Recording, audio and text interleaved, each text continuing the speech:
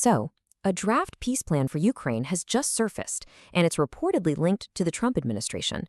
It lays out a potential path to end the war, but honestly, the cost for Ukraine and its allies could be absolutely immense. Let's break down what's actually inside this thing. President Zelensky's words here, they really cut right to the heart of it. This isn't just some abstract political negotiation. We're talking about a potential choice between the very dignity of a nation and its relationship with one of its most crucial partners. This single quote really frames the entire dilemma perfectly. All right, so what's actually in this 28-point plan that's causing such a stir? Let's deconstruct this proposal and see exactly what each side would have to give up and, what they'd supposedly get in return. Okay, so the demands on Ukraine here, they are just staggering.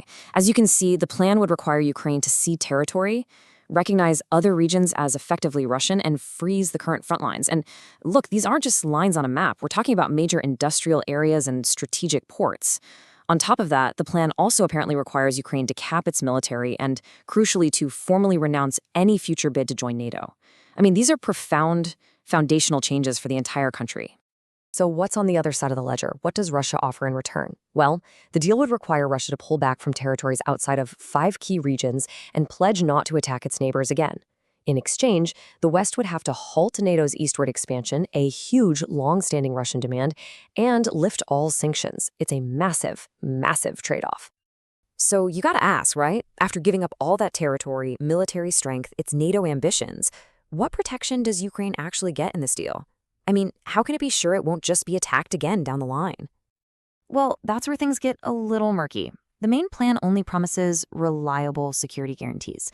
Now, there are reports of a separate 3-point plan floating around that hints at NATO-style assurances, but the details are really unclear. And this ambiguity, this vagueness around Ukraine's future safety, is a major, major sticking point for anyone criticizing this proposal.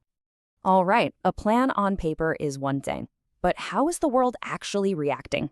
Let's shift gears and look at the response to this proposal and the hard realities of the conflict on the ground right now. And, well, the reactions couldn't be more different. They were immediate and starkly divided. On one hand, Russia's President Putin has reportedly welcomed the proposal. Meanwhile, on the other side, Ukraine and its European partners are basically scrambling to put together an alternative, something they hope can achieve what they're calling a peace with dignity. And you have to ground this whole conversation in the military reality. And this number, wow, it's stark. Russia now controls over 20% of Ukraine's pre-2014 territory. Reports suggest the current military balance actually favors Russia, which puts Ukraine under just immense pressure in any kind of negotiation. And as if all those external pressures weren't enough, President Zelensky's government is also dealing with its own internal challenges, including reported corruption scandals. This just adds another layer of complexity to an already incredibly difficult situation. So, okay, let's step back from this one proposal for a second. What would any real, lasting peace actually need to look like? Analysts suggest that any meaningful solution has to address 3 fundamental dimensions. And here they are. Think of them as the 3 essential pillars. First, you have to acknowledge the reality on the battlefield, not some idealized version of it. Second, Ukraine needs real, ironclad security guarantees, not just vague promises on a piece of paper. And third, and this is the biggest challenge of all, an entirely new security framework needs to be built for Europe. And this quote, man, it just perfectly captures why that third pillar is so incredibly hard to build.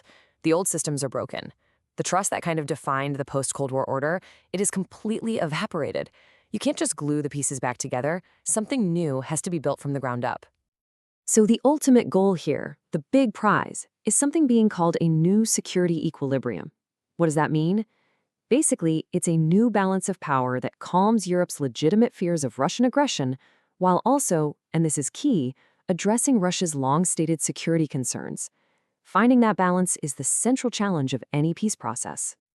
So, where does all of this leave us? What is the ultimate value, or maybe the danger, of this proposal? Let's take a look at the path forward.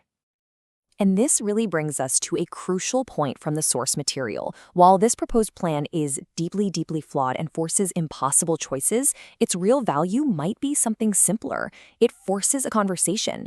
It provides a structured, even if it's imperfect, framework to bring the US, Europe, NATO, Ukraine, and Russia all to the same table. And that leaves us with the final, really tough question at the heart of all this. Is a flawed, imperfect starting point for talks actually better than a conflict that has no end in sight? That's the incredibly difficult calculation that leaders and citizens are now facing.